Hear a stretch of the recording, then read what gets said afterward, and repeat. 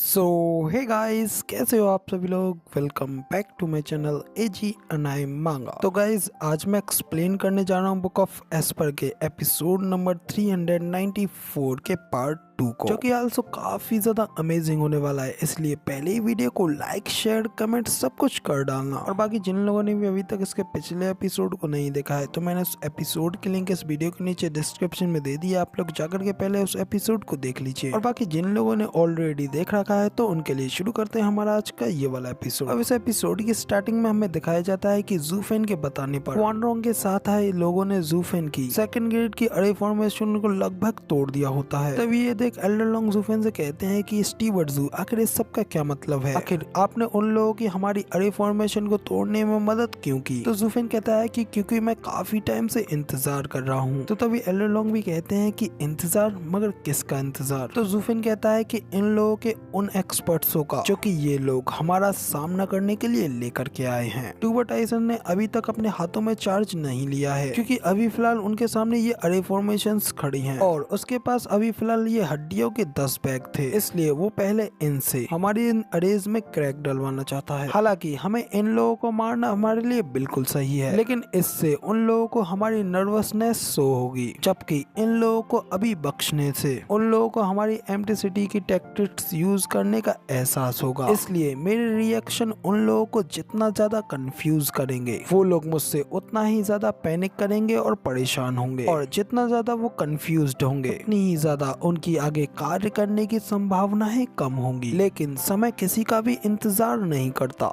वो जितनी देर हमारा इंतजार करेगा, उतनी ही देर टियानियों में मेरी शक्तियाँ बढ़ती जाएंगी। इसलिए अब वो अपने एक्शंस, अपने काम को और भी ज्यादा तेजी से करेगा और अपने एक्सपर्ट्स के साथ सबसे ज्यादा तेज और कठिन तरीके से वो उन्हें इस वॉर में शो कराने की कोशिश करेगा। और जबकि मैं तो ये देखने के लिए मरा जा रहा हूँ कि जब एम्परर को इस बारे में पता चला होगा कि यंग सेंगजी यानी कि गू सेंगटोन मेरे साथ है, तो आखिर उसका वो रिएक्शन कैसा हुआ होगा। वो ये जान करके कि यंग सेंगजी मेरे साथ है, उसे सुन करके एम्परर ने जो भी उसके लिए काउंटर करा होगा, मैं उस चीज को देखने के लिए बहुत ज्यादा उत्सुक हूँ। तो अब जब ज़ूफेन के इतना कहने के बाद हमें टूबर टाइसन और टूबर लिनफेंग को दिखाया जाता है। लिनफेंग अपने फादर से कहता है, फादर, कोई उस ज़ूफेन के डिफेंसेस को तोड़ रहा है। ये सब कुछ जान करके भी उस ज़ूफेन का कोई रिएक्शन नहीं है, तो क्या इसका मतलब ये है कि वो हमें इतना ज्यादा कम आंक रहा है? अब इधर ये सुन कमांडर टूबर टाइसन भी अपने मन में कहता है कि क्या ये अरे फॉर्मेशन सचमुच रियल है भी है कि नहीं, या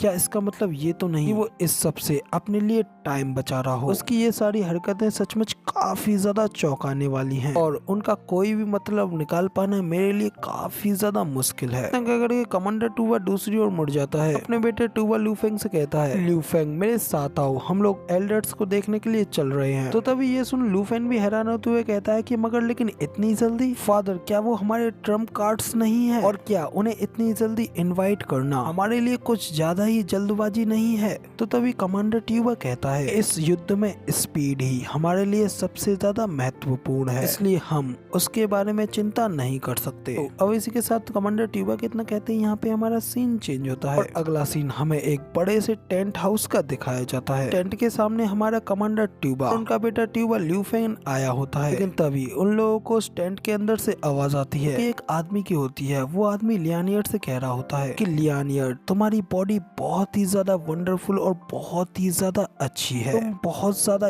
यंग हो और इन बीस्टों को काबू करने में बहुत ज्यादा सक्षम भी हो। और सिर्फ 2 साल और मेरे अंडर में रह करके तुम यहाँ तक कि मुझे भी सरपास्ट कर दोगी। तो अब इधर उस आदमी की ये बात सुन लियानियर भी उससे कहती है कि एल्डर सी, मैं आपके इन काइंड शब्दों के लिए आपको धन्यवाद करती हूँ, लेकिन मैं अपने परिवार को छोड़ना बर्दाश्त नहीं कर सकती। तो तभी वो आदमी कहता है कि नहीं लियानियर, कमांडर ट्यूबर तुम्हारे फ्यूचर के बीच में बिल्कुल भी नहीं आएंगे। तो अब इधर बाहर से उन दोनों लोगों की ये बात सुन करके कमांडर ट्यूबर भी गुस्सा होते हुए अपने मन में कहते हैं, वो कमीना कोट यहाँ पे मेरी ही बेटी के साथ रिफ्रेश हो रहा है। अब इधर उन लोगों की बाहर से ये सारी बातें सुनने के बाद दोनों बाप बेटे काफी ज्यादा गुस्से में उस टेंट के अंदर आते हैं, यहाँ पे कि ऑलरेडी उनके 8 वुल्व्स पहले से ही खड़े होते हैं। तभी वो लोग भी अपने कमांडर और अपने यंग मास्टर को देखते हैं और उन्हें ग्रीट करते हैं, जबकि कमांडर ट्यूबा काफी ज्यादा गुस्से के साथ अपने सामने पड़ी तीनों कुर्सियों के ऊपर बैठे हुए एक्सपर्ट्स की ओर देखते हैं। लेकिन फिर भी वो अपने गुस्से को शांत करते हुए उन लोगों से कहते हैं कि मैं ट्यूबा टाइसन आप सभी लोगों को ग्रीट करता हूँ। तो अब इधर कमांडर ट्यूबा के इतना कहने के साथ ही हमें उन सीट के ऊपर बैठे हुए एक्सपर्ट्स को भी दिखाया जाता है। पहला, जिसके की चेस्ट के ऊपर टाइगर का निशान होता है, उसका नाम एल्डर हु होता है। जबकि दूसरा, जिसके की चेस्ट पर वुल्फ का निशान होता है, उसका नाम एल्डर लैंग होता है। कि इन सबसे अलग तीसरे वाले को देख करके कमांडर ट्यूबा अपने दांत पीसते हुए उसका भी नाम बताते हैं। तीसरे वाले का नाम एल्डर सी होता है, जो कि बहुत ही ज्यादा ठरकी किस्म का आदमी होता है। कमांडर ट्यूबा की बेटी यानी कि लियानियर को, उसने लियानियर को अजीब तरीके से अपनी गोद में बिठा रखा होता है और फिर वो हंसते हुए कमांडर ट्यूबा से कहता है, हा कमांडर ट्यूबा तो तुम आ ही गए। कमांडर ट्यूबा एल्डर सी को ये सब करते हुए देख कर बहुत ज्यादा गुस्सा हो रहे होते हैं। जबकि कमांडर ट्यूबा को ऐसा करते हुए देख करके नेशनल मास्टर भी घबराते हुए कहते हैं कि ब्रदर टाइसन, क्या आप यहाँ पर इन एल्डर्स से अपना कदम आगे रखने के लिए कहने के लिए आए हैं? तो अब नेशनल मास्टर की ये बात सुन करके कमांडर ट्यूबा भी अपने गुस्से को घूट पीते हुए कहते हैं कि हाँ न कह करके फिर वो अपने गुस्से को पी करके जोश में उन एल्डर्स से कहते हैं, एल्डर्स प्लीज अब आप ही जल्दी से जल्दी आगे बढ़े, जल्द से जल्द इस सिटी की सारी अड़ेस को तोड़ डालें और मेरी आर्मी को इस विंडगेट सिटी में अंडर एंटर करने में मदद करें। तो गाइस, कमांडर ट्यूबा के इतना कहते ही यहाँ पे हमारा ये वाला एपिसोड पूरी तरीके से कंप्लीट हो जाता है और अब इसके आए के एपिसोड आप लोगों को कल देखने को मिलेंगे। फिलहाल वीडियो पसंद आई हो तो यार एक लाइक कर देना, साथ ही कमेंट करके जरूर बताना कि आपको हमारा ये वाला वीडियो का एक्सप्लेनेशन कैसा लगा। और अगर चैनल पर पहली बार आए हो और ऐसी ही अमेजिंग वीडियोस को देखना चाहते हो तो हमारे इस चैनल को सब्सक्राइब करना बिल्कुल भी मत भूलना। जिसके बाद मैं मिलता हूँ आप लोगों से अगली वीडियो में, तब तक के लिए टाटा।